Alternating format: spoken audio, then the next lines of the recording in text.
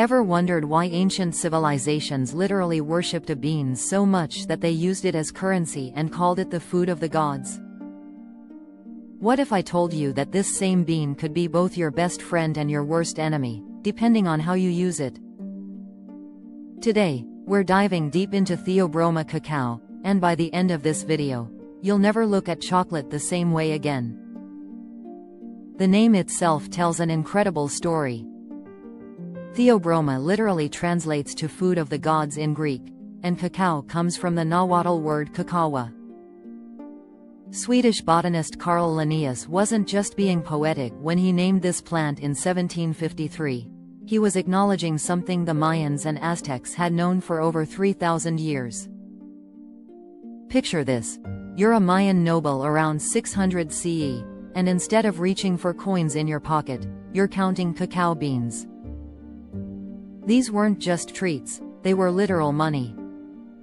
One turkey was worth 100 cacao beans, while a tomato cost just 1 bean.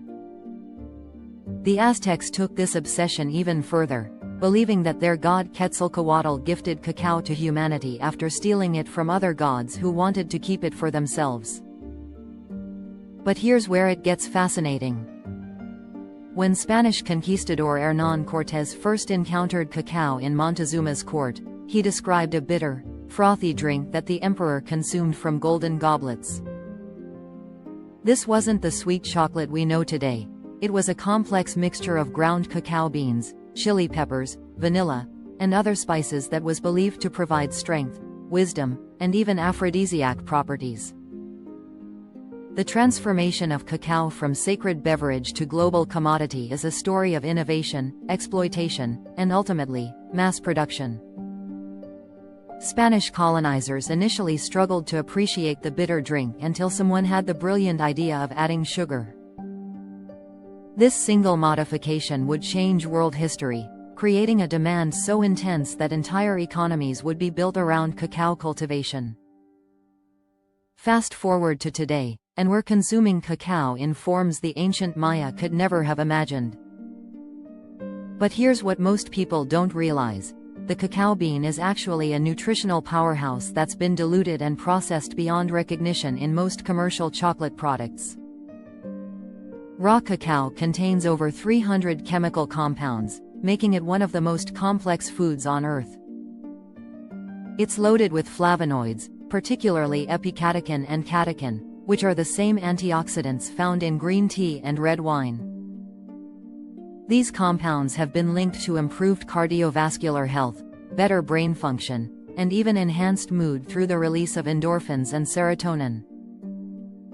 The magnesium content in cacao is awe-inspiring, with just 1 ounce providing about 20% of your daily needs. This mineral is crucial for muscle function, bone health, and maintaining a regular heartbeat.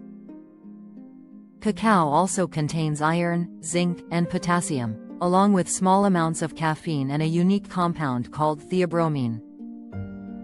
Theobromine is what makes cacao special. Unlike caffeine, which provides a quick jolt followed by a crash, theobromine offers a gentler, longer-lasting energy boost. It's also what makes chocolate toxic to dogs and cats, whose bodies can't metabolize this compound effectively. But before you start replacing your morning coffee with raw cacao powder, let's talk about the risks. High consumption can lead to caffeine-like side effects, including anxiety, insomnia, and digestive issues. Some people experience headaches or allergic reactions, and the oxalates in cacao can contribute to kidney stone formation in susceptible individuals. The long-term effects of regular cacao consumption paint a complex picture. Studies suggest that moderate consumption of dark chocolate with high cacao content may reduce the risk of heart disease and stroke while potentially improving cognitive function.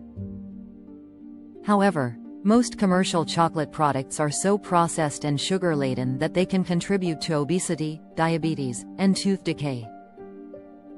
Here's the paradox. The closer you get to consuming cacao in its original form, the more benefits you'll receive, but also the less palatable it becomes for most people. Raw cacao powder is incredibly bitter and astringent, nothing like the smooth, sweet chocolate we're accustomed to. The key lies in finding balance. Look for chocolate with at least 70% cacao content, limit your intake to small portions, and consider incorporating raw cacao powder into smoothies or baking, where you can control the added sugars. From sacred currency to guilty pleasure to potential superfood, cacao's journey reflects humanity's complex relationship with nature's gifts. The question isn't whether cacao is good or bad for you, it's whether you're consuming it in a form and quantity that honors its incredible potential while respecting its power. What's your relationship with chocolate? Let me know in the comments below.